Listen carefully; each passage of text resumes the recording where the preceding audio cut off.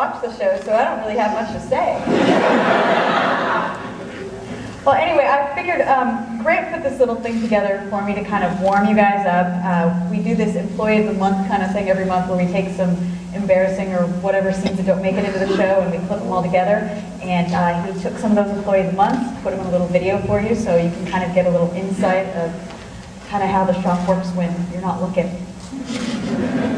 wanna play that? I actually haven't seen this yet, so I'm a little terrified.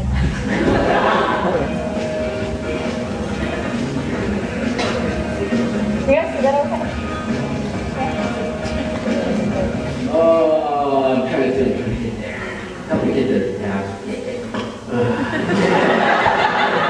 I've never been one who was really into ninjas, like playing ninjas in the shop, or fantasizing that I was a ninja, drawing. Putting a bolt with your hand has to be the most idiotic idea I have ever heard. If you're fast enough to see a bullet. The experiment we're going to try is one that I've heard a million times. And it's, can you stop a car by throwing it in reverse? Now the test is, the chances of us destroying them really high. All I have to do is stand here and I'm funny as heck, right?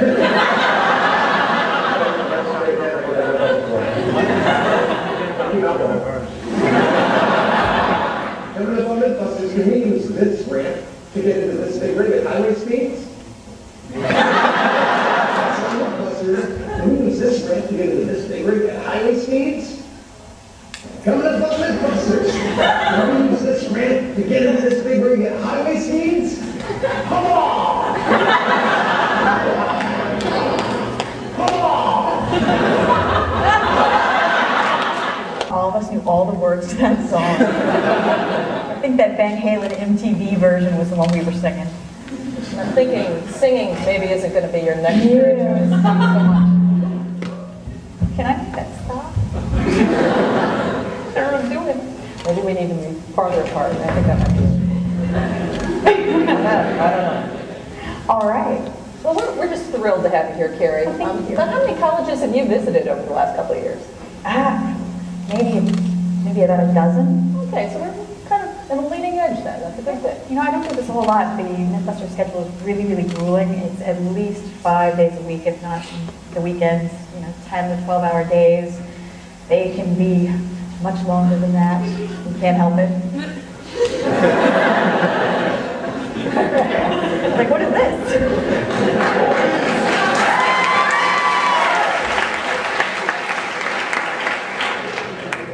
Audiovisual department. Can't live without it. Well, now you've just told us about these grueling days, and the next thing I was going to ask you, of course, is that to many of your fans, you've got like the dream job. And they may not think so anymore that you work these long hours, but you get to build things, you get to blow things up, you get to set fire to things. Not really a typical career path. So how did you get involved in this to begin with? Well, it's definitely a dream job. It's just not a dream I've ever had. It's definitely a unique experience, and it kind of encompasses a lot of things that I'm interested in. And Tori, Grant, Jamie, Adam, all of us had a lot of interest in a lot of things. So this show for us is just Becca. We love it. Your question was how I got involved in the first place, which was also sort of odd. I was taking a lot of odd jobs. I'd done traveling. I didn't know what I wanted to do with myself because I wanted to be a sculptor. That doesn't pay quite as well as you might think that it leads to a career in fast food. So I was looking for a way to make sculpture applicable in my life, and I happened to come upon Jamie's shop, and they did special effects and made props and all sorts of really cool stuff. You know, when they used to do special effects not on a computer. If you guys don't remember, they had puppets and stuff. But I wanted to get into something that I could utilize those skills, and Jamie's shop just seemed amazing to me, and I wanted an internship there. So I put together a portfolio and told him I would work for free as long as it took until he would pay me, which not realizing how stingy Jamie is at that time. Maybe I could have worded it better, but it turns out that my first day as an intern was also the first day of Mythbusters filming, so it was just really right time, right place, and willing to sacrifice a wage for trying to do something fun. And eventually the wages follow. The wages, yeah, they it followed. Working for Jamie followed a lot later than you might think, but...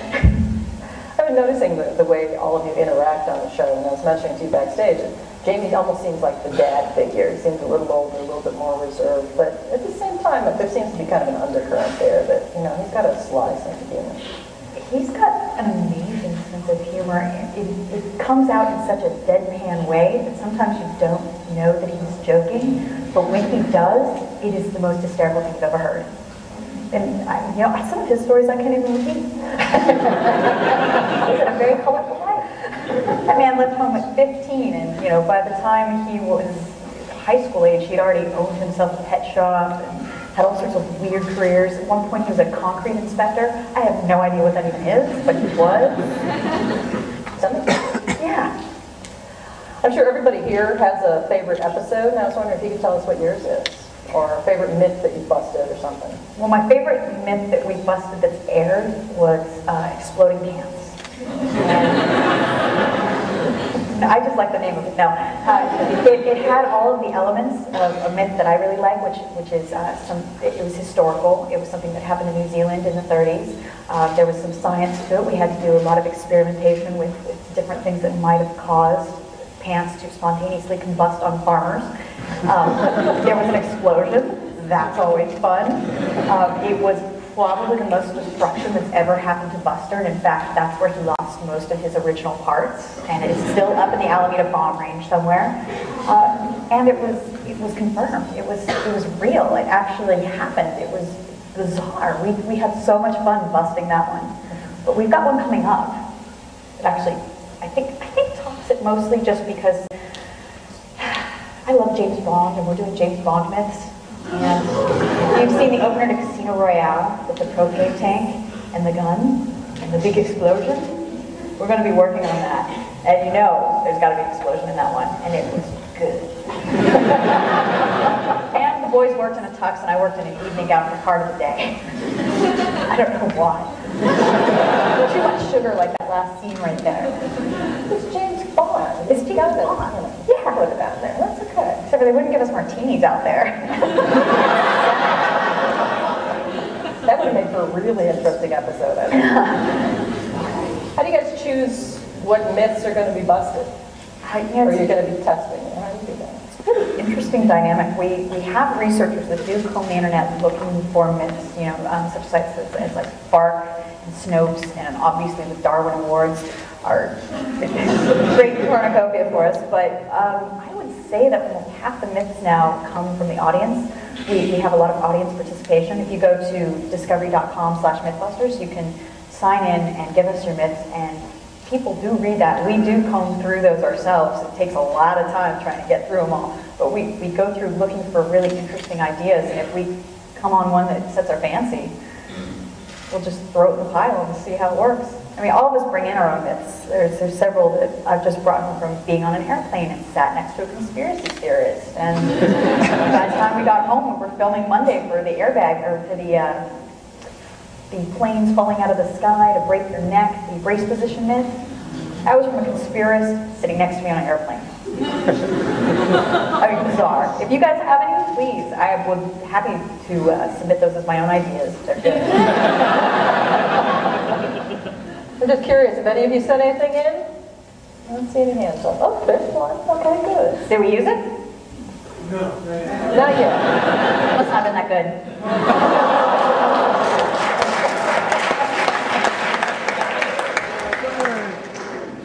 Of course, one of the great attractions of the show is the fact that there's lots of fire and lots of explosions, and it kind of reminded me of one of the favorite shows of my generation, Trading Spaces, and how these ordinary housewife types really get excited when they use power tools.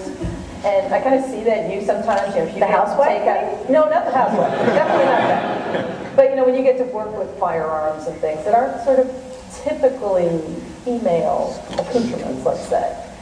Well, with this, I think we're all as equally excited about using them. We get to use things like Tommy guns. You should see what happens to the boys when you tell them they're going to use automatic weapons. They turn into housewives. I mean, I have to say that it is really rewarding to be able to work around a shop, because generally, most careers you wouldn't get to weld and work in a wood shop and still get to do mold making and work with firearms. I mean, there's definitely just a whole education there that I never would have had if I didn't fall into this job. Do you ever fear for your safety or your life when you're doing these things? You know, for the small things, the big things, we have plans and we have safety meetings and we have insurers that actually also insure jackass. So we are nothing compared to those guys. They know what we're going to do next. But it's the small things that you're not thinking about that always are the ones that you end up getting hurt on. Like I was, we were doing snow mitts. I was walking on ice in some Adidas sneakers and I fell, dislocated, and broke my knee. It was just a simple Monday with nothing. I'm in physical therapy for 3 months. Nothing. It's really frustrating. Like playing with a lighter, I burn off all my eyelashes, but loading a propane tank, nothing. There's a lesson in there somewhere, I think. Yeah, I'm not sure what it is. I think it's don't give me a lighter. Not going to take up smoking anytime soon. Actually, right before there's an FHM shoot where I was a little nervous.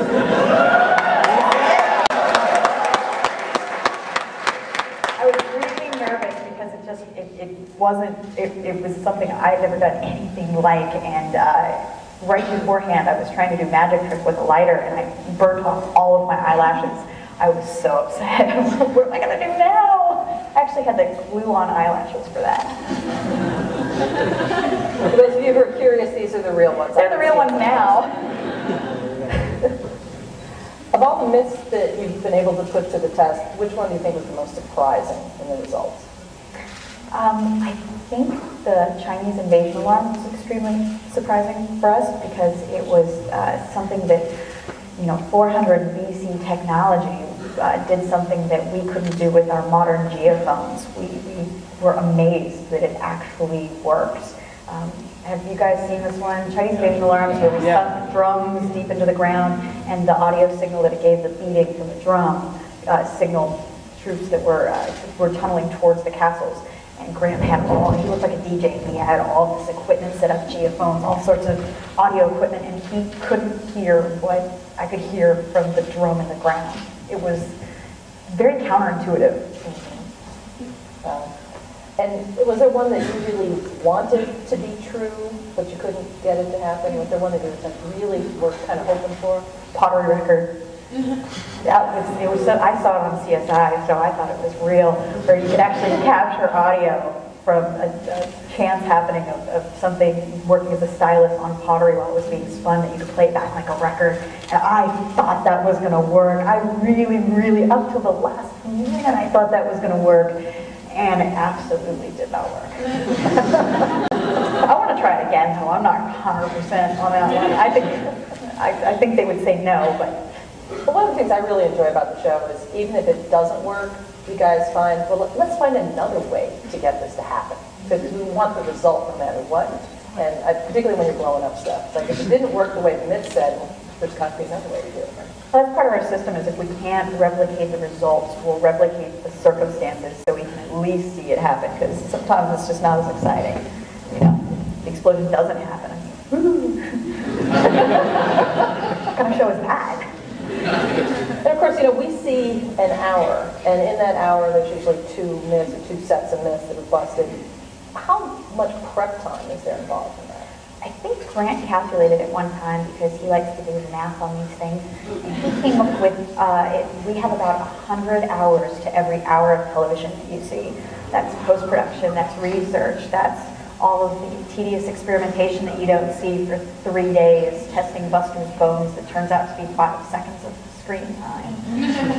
It's a lot more into it than you ever imagined. We don't fake any of our results, and if things aren't happening, we just keep doing it until they do happen. And by no means do we have sample sizes that we can say anything empirically. We do with what we have, the time limit we have, all we do.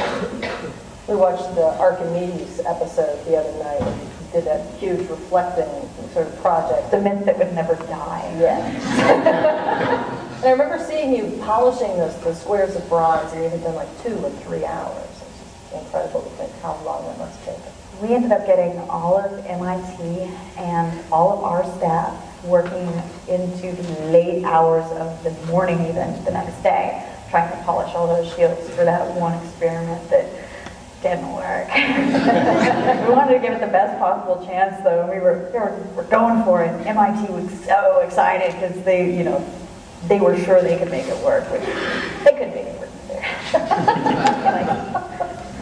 Well, one of the things I really appreciate as a faculty member and somebody who's trying to talk to students about this a lot, that science takes time, and you're going to do an experiment over and over and over again, or you're going to have to just spend a lot of time on it. And so I think it's good to hear that we see the results that are about an hour long, but knowing how much prep is involved.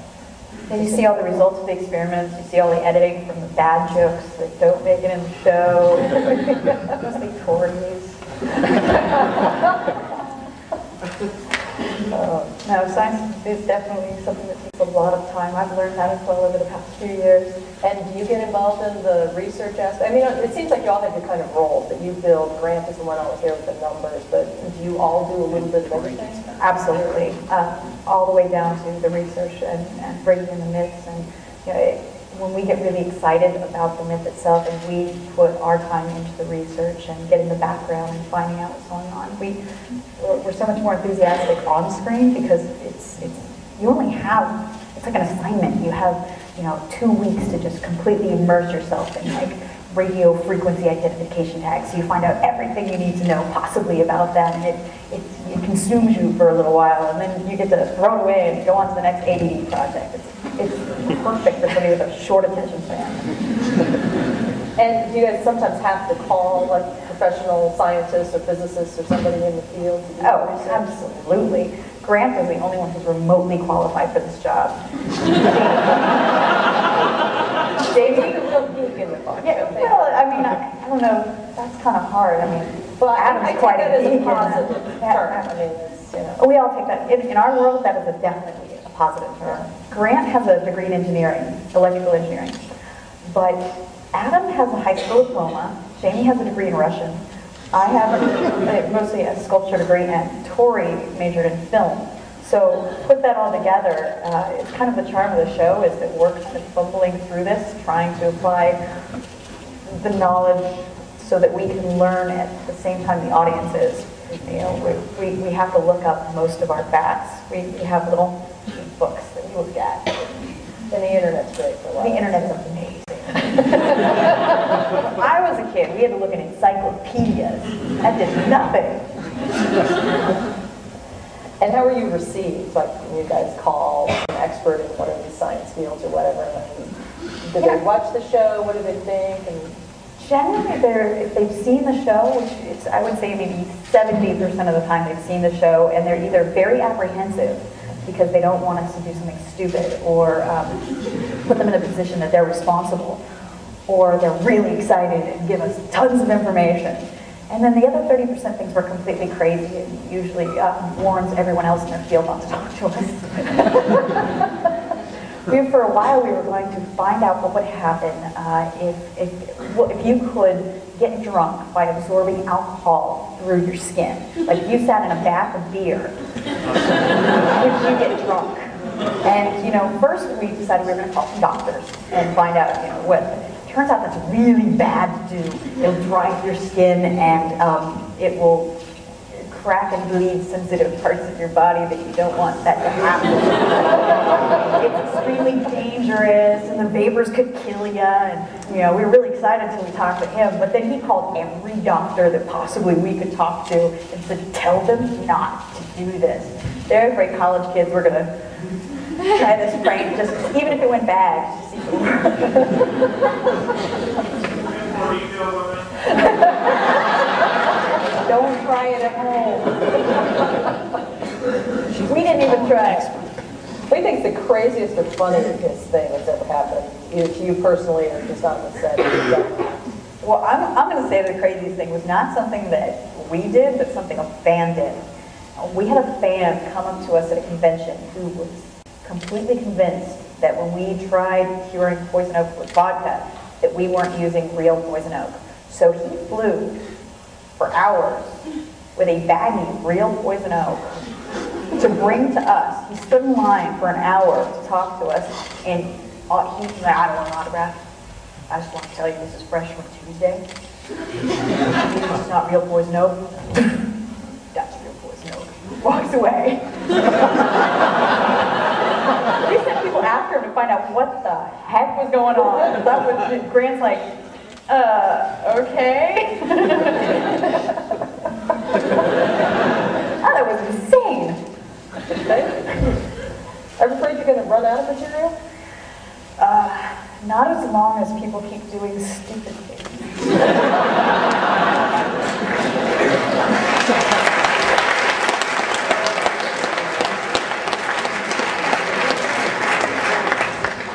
Which I'm sure doesn't include anyone in this audience. I hope not. We never dreamed of doing such a thing. Well, if we turn the conversation a little back to you, if you weren't busting myths, what would you be doing today? What's the job out there that you envy other people having? You know, since I've started this, everybody I meet, I think I want their job, like the guy who feeds the crocodiles and the firefighter. And I can't imagine what I would be doing without Mythbusters, but I personally was always really interested in art, and I really did like toy prototyping. It was really fun to, I don't know if you've seen the Leapfrog learning toy.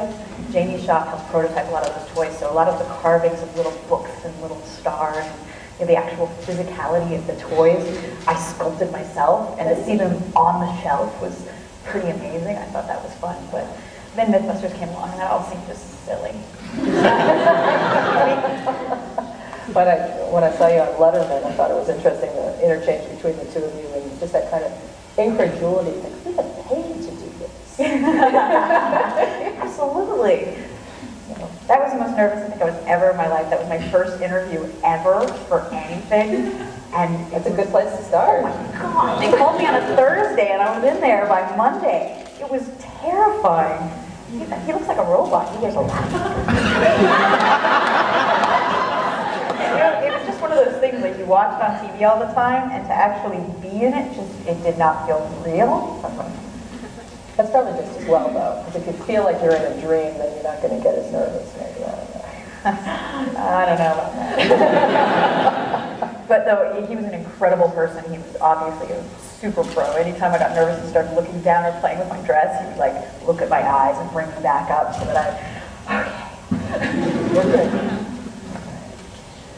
Well, I would imagine that shows like CSI, you mentioned a little earlier, really do provide you guys with lots of material because they do so many things. And even though I love that show, and I'm sitting there watching thinking, I'm not sure about that one.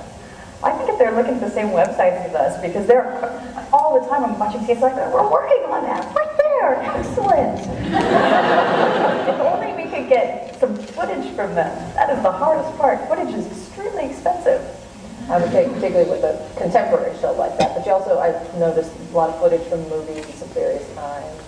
Yeah, sometimes if we can't do the myth without the footage, we'll wait till we can get it, but quite often we'll start working on a myth that we think we're going to get footage from. Like there was a Japanese game show where we based an entire experiment on this one thing called, it was a air rockets that you make with 2-liter bottles, and you make a backpack out of it and it shoots you into the air.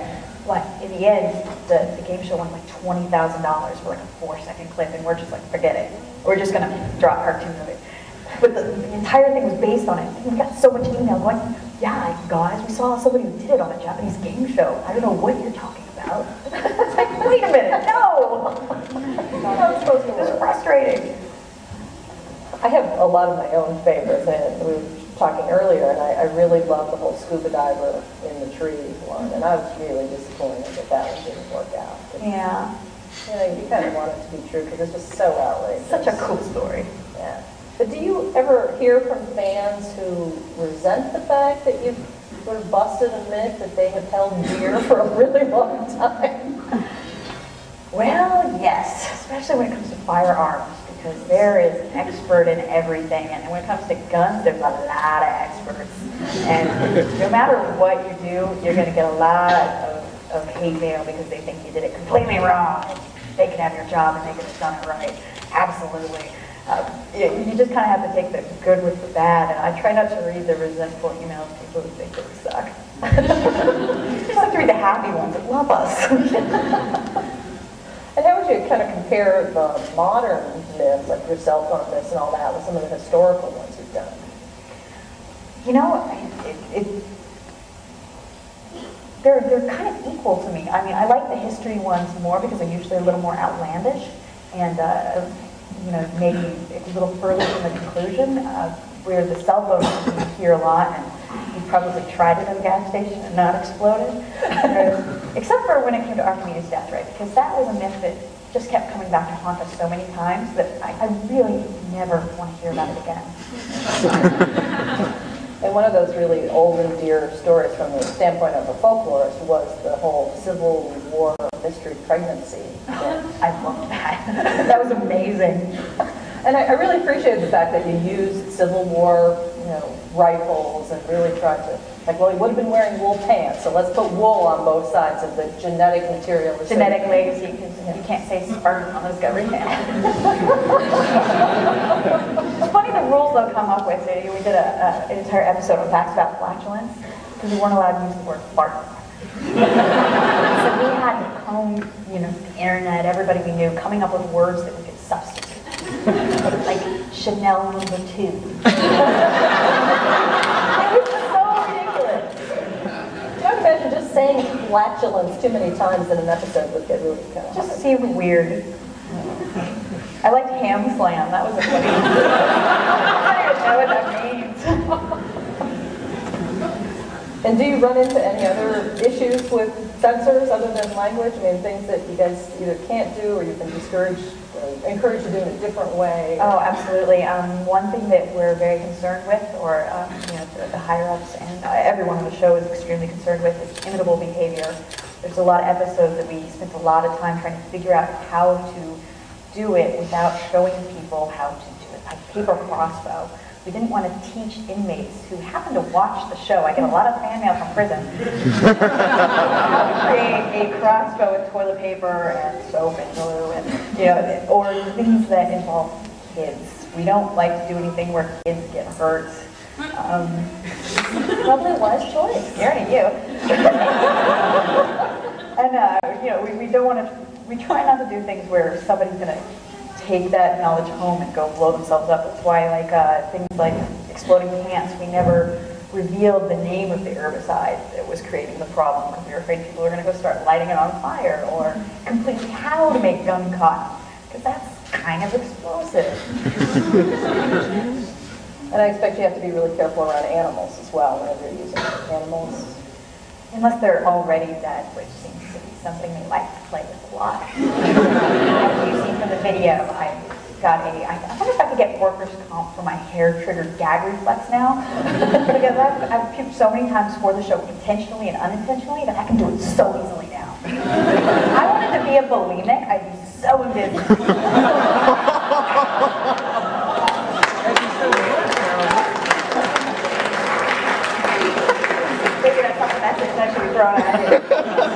Again, we do not encourage this at home. One that I think had you all kind of nauseated was the stinky car one with those dead pigs. Yeah, you know, to this day, I don't know how this happened, but tools that were around the shop during this period of time were stained with that smell. And so, like, I don't know if things maybe didn't get washed, or it just was a stank that wouldn't wash off, but every now and then you'll open a drawer and just be like, you know it's pigs. And they're underneath the sidewalk right in front of our shop, so you walk right over and the smell's not there, but you know it's down there. I would hate to have an earthquake and have that crack open. That happens where we come from. There are a couple of other questions, but I think we'd like to open it up to the audience. Do we have the mics ready out to there? find out what you guys were. There's somebody with one over in this corner. Okay, what we'll do is we'll have you raise test. your hands, and they will be the czars that come out. Say your name and your question. My name is Lindsay. I sent in a request to have a method tested of About the Batmobile being able to turn the corner with the grappling hook?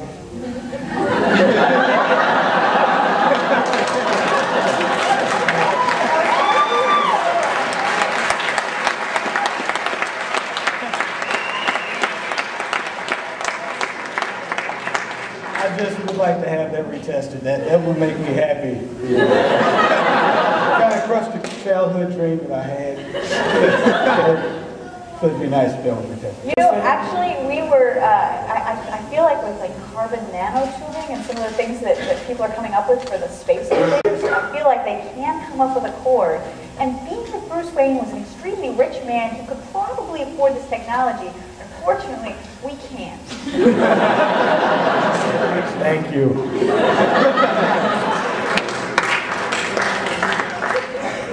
I'll retest it though if we can get a hold of some of that stuff. I'm all over it. We have one over here. Hi, I'm Hillary.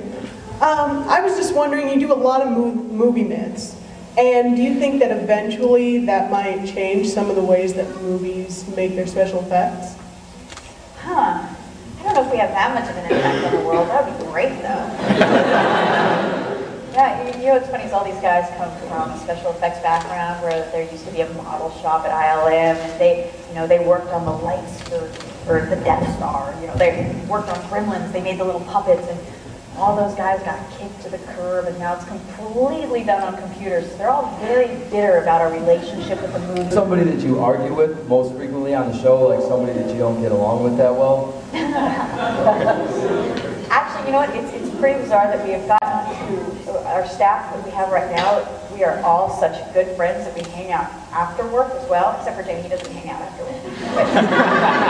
But we've all kind of got this mutual respect for each other, and we've become such family to each other that we all get along. And if we have arguments, like almost like sibling arguments, you know, kind of over small matters like facts and figures and how we should go about a myth. It's never anything like a real argument. Jamie and Adam occasionally have had them, but they have such a mutual respect that they don't really last very long. And usually you can give Adam a cookie. Oh. Yeah, Adam, no, that was actually a cookie. Adam doesn't smoke. Do you find that you get a lot of, the Bay Area is a more kind of urban, metropolitan area than here we are in Charleston. But do you get a lot of spectators, and do you sometimes have to control that, or are you in areas that are far enough out that that's not really an issue? Yeah, occasionally somebody will match up where we are from the background scenes and come find where the shop is, but it doesn't happen all that often. Generally, our insurers ask that we don't have any spectators because some of the stuff we do, we're dispensable, but maybe not strangers. So we try to keep people kind of away from it. But we get a lot of Make-A-Wish kids and stuff that want to come watch, and we're happy to let them do that. I would like to know if you volunteered or how many hours of coercion it took for you to mold your back end for the vacuum seat in the airplane? I was trying to be discreet and not even go there, but I did some of it. Well, it was a 3D scan, so it took about half a day, I think, because the equipment was it was something that we hadn't used in the shop before, and he got me to do that. First of all, because it was a little cable show that I didn't think anybody was going to see. He gave me $100 to do it. $100, man. I knew back then. And his bribe was that I got to use the computer sculpting equipment and mold it myself.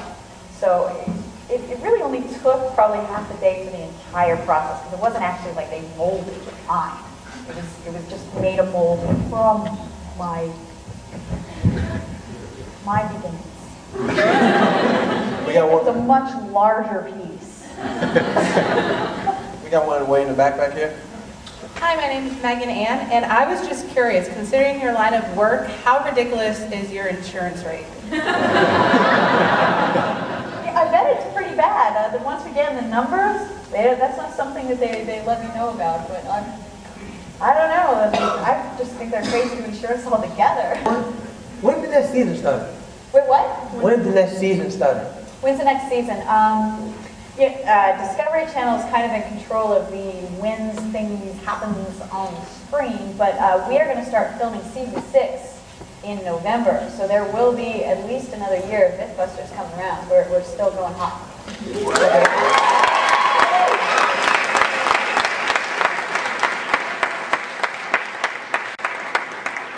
And the second part, I'm majoring in psychology, so most of the time when I'm watching Mythbusters, I'm doing it for entertainment. But during the water torture episode when you were in the torture rack, you said that really affected you, so you just couldn't leave it. Were there any other myths where you or anybody else on the staff could not leave the myth at work and they really affected you?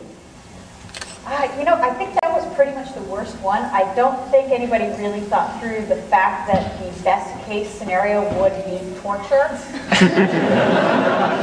I was sort of against doing that one at the beginning, but I was going to throw my all into it because I really thought that maybe it was like going to be climbing a mountain, like I could get through it. But that was treacherous and terrifying. It gave me some claustrophobic moments, I think, later that just kind of made me shudder. That I didn't realize I was going to have long-term effects from that. Other than that, I think maybe just a little bit of hearing loss from the occasional explosion that we didn't expect to be as big as it was. But I think most of us can't go home without taking Mythbusters with us. It's we all are very invested in the show, and I know that I talk about it too much at home, according to my friends. And I think it's pretty much a 24-hour experience. How often does the insurance company say, no, you can't do that? And what's a myth that you really wanted to do despite them saying no? They generally don't say no. They figure out a way for us to do it that they can say yes. And a myth that I want to do that nobody will let me do, even though I've totally worked it out, it's not that bad. 21 grams. That is that your soul weighs 21 grams, and when you die, you lose 21 grams. I just figure all I got to do is find somebody who's willing,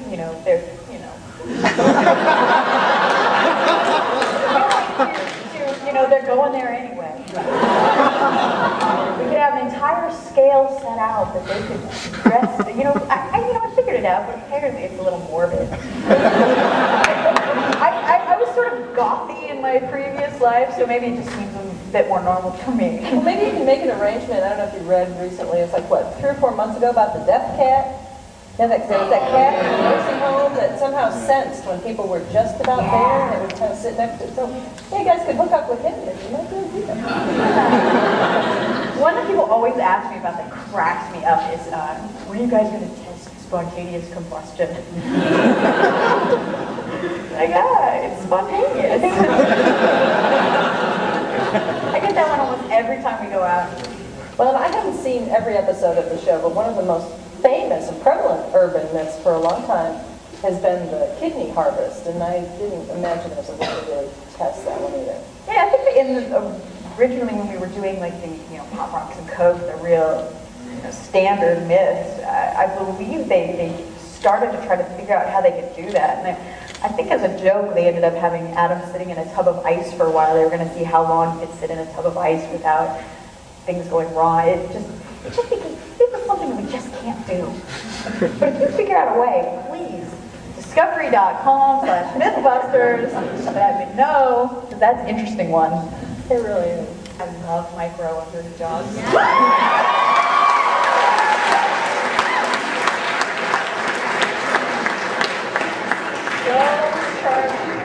And he's actually somebody I would love to meet someday, and I think he lives in the same town as us, but as you can tell from how busy he is narrating every single show on Discovery and producing everything. I don't know if he actually even sleeps.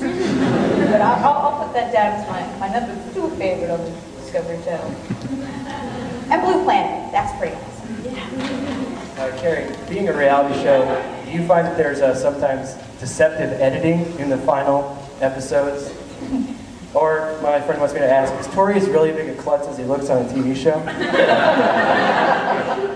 Yes and yes.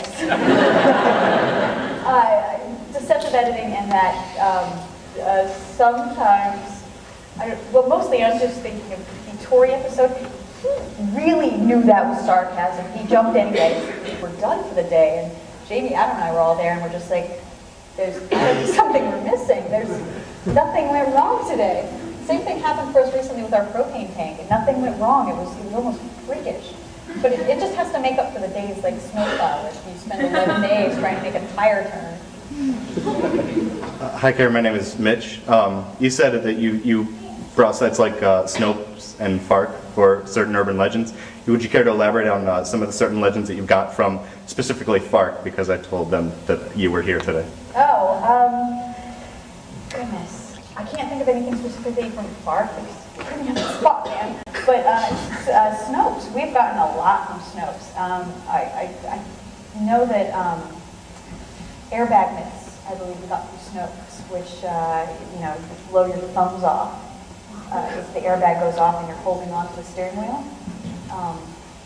That one, and the Slim Jim of Death, where you're Slim Jimming into a car and it shoots the Slim Jim through your head. I believe those were from Snopes, but yeah, we get so many from there that it's almost hard to pinpoint. And I can tell you on behalf of professional folklorists, that's always the first place I check. Whenever I hear one of these, I always just go on Snow. Where are you going to get it? Oh, it's a great resource. But I'll start using the other one now, too. Good to know. That's more like weird stories. I think we got a lot Strange of names, from FARC. And related to that, I wanted to ask, do any of you ever even are tempted to fall for any of these anymore when you hear them the first time?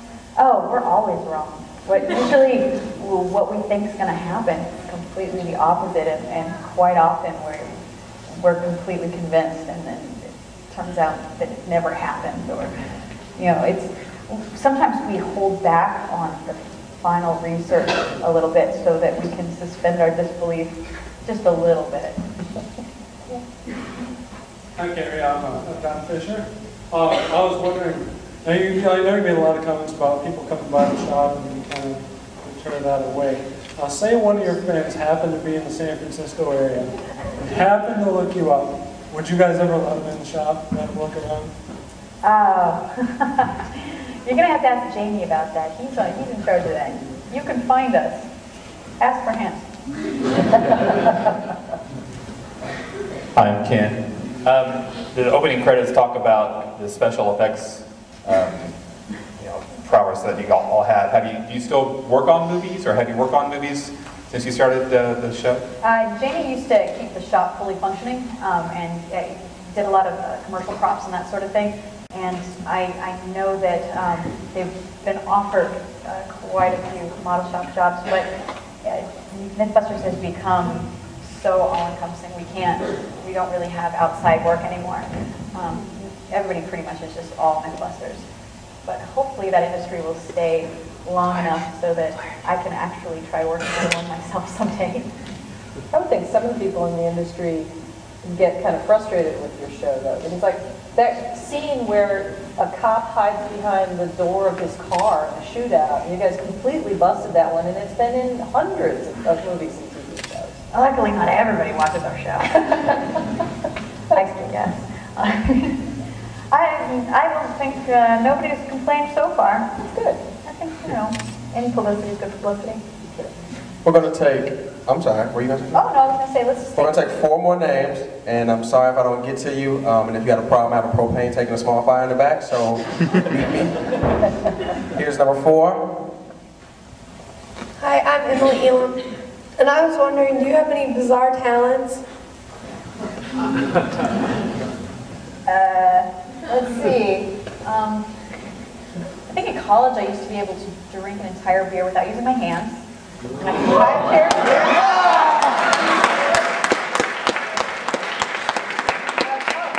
can get it just the tops of my fingers. Can you see that? So,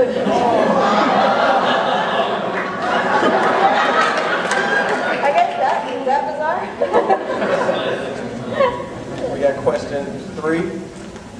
Hi, my name's Sam, and I was wondering if you knew the story behind Jamie's look, like his hat and his mustache, why he got it. Well, I know that he's looked the same since the 70s. He's looked I've seen going all the way back, and he's always got the same outfit. And I really think that his whole thing behind it is first of all, it's like Einstein. You never have to think about it. I think he's probably got a closet like Smurfette. It's just like beret, I'm sure. But also, people will remember him from, they might not remember anybody else they worked with, 15 years ago on set, but they will remember him because that's Jamie. You would never suspect he was anybody else but Jamie. Sometimes he tries to fool people when he goes to the airport and he puts on a baseball cap. You always know it's him. Number 2. Hey Kari, my name's Luke. Since you like shocking people so much, I was just kind of curious about the Taser episode. How much does the Taser actually hurt, and how many times did you end up getting Tori back? It's funny, the Taser kind of, it just jolts your muscle and it really does hurt. And in the office, instead of to substitute for some coffee that we didn't have for a while, we were actually shocking each other. And the shock becomes less as the battery dies down a little bit, but it hurts. I know a person that guess it'd be kind of special. No, I don't want to choose. No? Who's got the best question? Okay, that guy in the glass right there has the best question.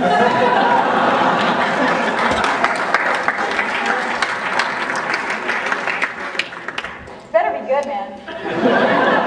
You've been chosen. And I've actually got one after his, so. You're going to get a suggestion, too. So the suggestion is, I read that you can burn water if you subject it to a certain frequency. You can burn water, Yes. not just turn it into a vapor, but burn it? You can burn it. Okay, I've never It heard was on the internet, so I'm sure you can find it if you look for it. So, my question is about the blue sheets before every myth. You make a little cartoon. How often do you have to...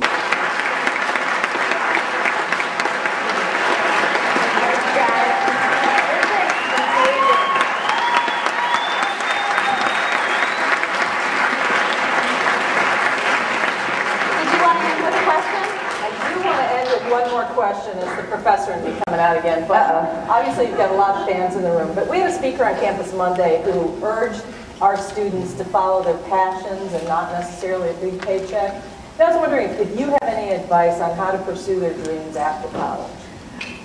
You know what? As far as I can tell, anybody I know who has a really cool job did an internship. You got to prove yourself before you can actually get paid for doing what you love. So I would say definitely go for what you love. The money will follow. But you gotta pay your dues. Well, thanks for being here. You're welcome. Thank you guys.